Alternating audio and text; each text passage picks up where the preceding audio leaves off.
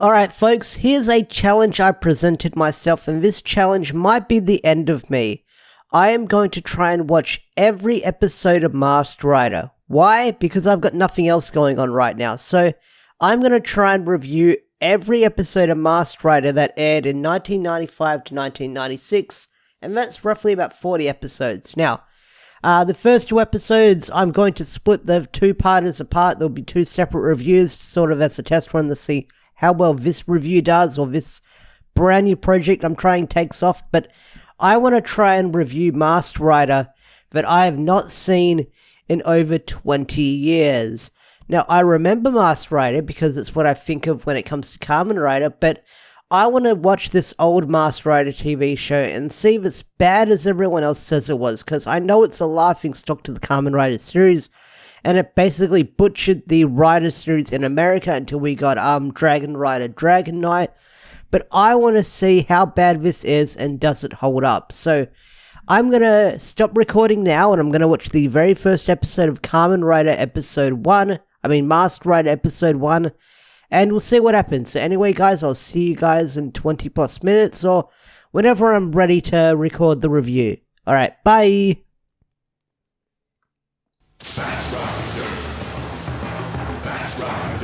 Okay, that was something. I don't remember watching these episodes when I was a kid, but I don't think I saw Masked Rider from the very start when I was growing up. So, let's get into talking about Masked Rider Episode 1, Escape from Edenoi, Part 1. So, what can I say about this episode except it was really long and sort of hard to sit through? So, my experience with Masked Rider is very, very muddled. Like, I remember seeing the show when Power Rangers Zeo was on, because if you don't remember Australian TV, it was kind of all over the place. I never saw the very first episode when he first appeared in Power Rangers until maybe Power Rangers in Space or something, when they had reruns of Season 3 on. I don't remember, but I remember seeing Masked Rider on before school, and then I remember many years later I saw the crossover between Mighty Morphin and Masked Rider. That was his introduction episode. So, what can I say about this episode? What can I say about this episode apart from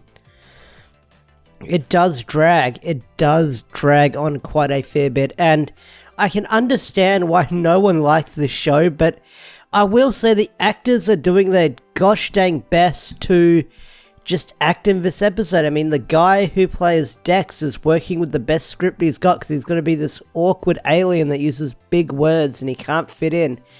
And the parents are probably, I want to say the parents in this show that I've seen so far are probably going to be the only good actors that I like, because they're hamming it up for some scenes, but they're not that bad. And I did look up what they've done, and the mother's been in quite a fair bit of stuff too this very day. Apparently she was like Candace in Always Sunny in Philadelphia, and she's been in a bunch of other stuff as well. So the mother's got a lot on her acting resume ever since the show ended, so I think she's done a fair bit after this show. So part 1 of this two-parter is basically setting up the plot, setting up the characters, telling you what the show is going to be about. You learn what the family's like, you learn what the villains are like, you learn what the heroes are like. And so it starts off with them on the planet Edenoi, Dragon's Plague Patrol. What a name, the Plague Patrol.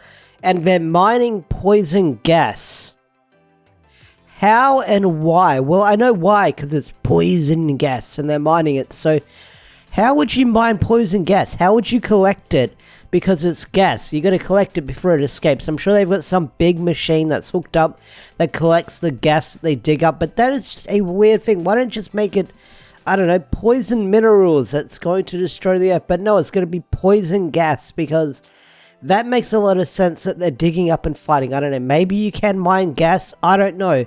But you meet Dex and the rebels and they escape, and the person they use as bait is Little Furbus. Yes, the Sesame Street Muppet puppet they use as bait, and the bad guy's plan, the bad guy's plan, I gotta talk about the bad guy's plan, because they don't go after the rebels. You know, there's rebels that are running away, they're the ones you work, they're the ones you enslave and put to work. They don't go after them, they lose them after a while. They gang up on Little Furbus and make rocks collide on him, so he's a distraction so the rebels can get away. What the fuck? Like, Bad guy logic 101. Go after the small little furry thing and not the people we've enslaved and who could be the prince that we're trying to look for, Dex and his rebels. No. Let's go after the little furry thing.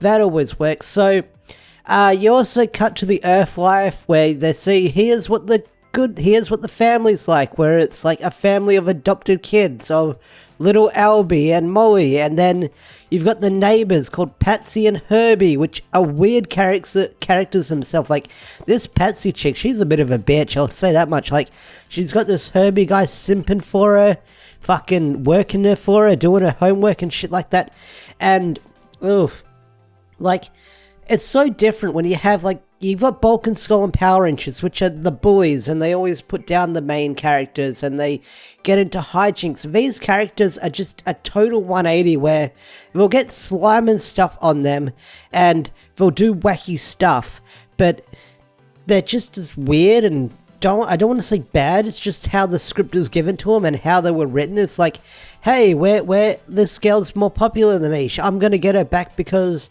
she's in the school play, and how she plans on getting her back is like their neighbors or something. So she rings them on the phone saying, hey, why don't you come over and walk into my garage so a bucket of slime can fall on you? Haha, I don't know, these characters are weird. So Dex goes to the planet Earth, and you meet King Lexicon, who's this old dude with a beard, and I remember him from the Power Rangers comic. But yeah, he goes to Earth, and he lands on Earth, and he meets the family, and he eats the juice box, and they're like, oh, Dex, if you're going to have to learn how to blend in, you've got to watch TV. So, yeah, he watches TV, and that's weird, because, well, not weird, I want to say it's a nice little cameo, because in the first episode, he's watching Samurai Pizza Cats on the TV, which is another Saban-owned show, I think. I could be wrong.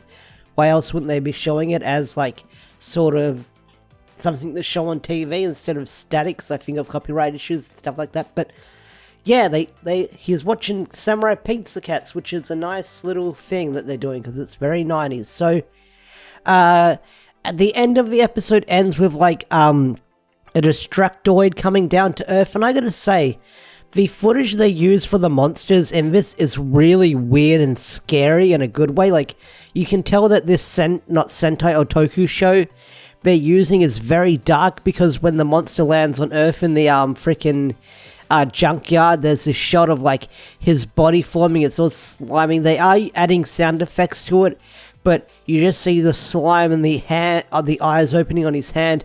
It looks really freaky, and from what I've been looking up in wikis and stuff like that, like Masked Rider just used all kind of different Toku footage. Like they used footage from Zoe, they used footage from Sky Rider. I don't know how this worked out, but I think that maybe Toei just gave them a bunch of tapes to use, or whatever footage they had lying around, and Saban was like, oh yes, we will use this and that, and we'll blend it in and no one will know. I shouldn't do that voice for Saban, but it worked.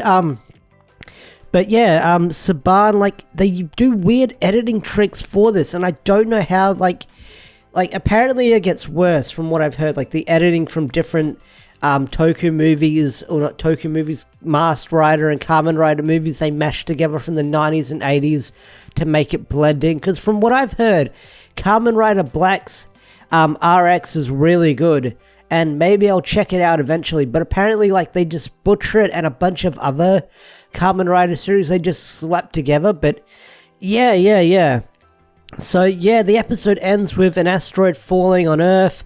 Phoebus arrives on Earth as well, and they're like, oh no, we gotta hide him from Dad because he's allergic to pets.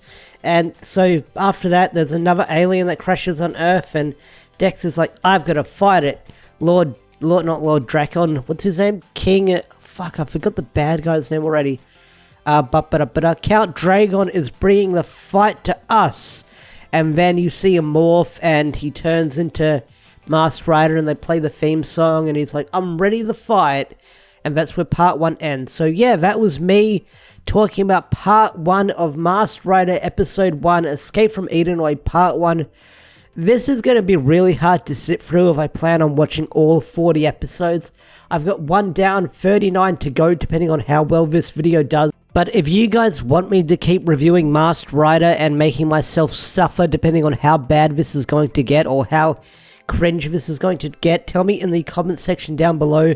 Maybe I'll do watch parties on YouTube depending if I can avoid the copyright system. I don't know, but if I'm going to suffer through this, I want to take you guys down with me. So who knows what I'm going to do, if I'm going to keep reviewing it and doing random episode reviews. But yeah, I will try and watch all episodes of Masked Rider on the channel, depending on how well this pilot review does. And tell me what you guys remember of Masked Rider back in the old days. Do you think it's still bad? Do you think it's good? It holds up in a weird way? Tell me your thoughts in the comment section down below, because I'm definitely going to talk more about this in part 2, but yeah, this was a hard sit through, and I know the actors are trying their gosh dang best with this show, with the script they got from Saban and the writers and stuff like that, but this was really, really hard to sit through, and that 20 minutes felt even longer. So yeah, I'm going to end the review here. Tell me what you guys think in the comment section down below, and if you want to see more of this, like the video, comment it, and share it around, and all that good stuff, because video interactions speak loudly to me if I'm going to continue doing stuff like this, because this is just a test run to see if I want to keep doing this.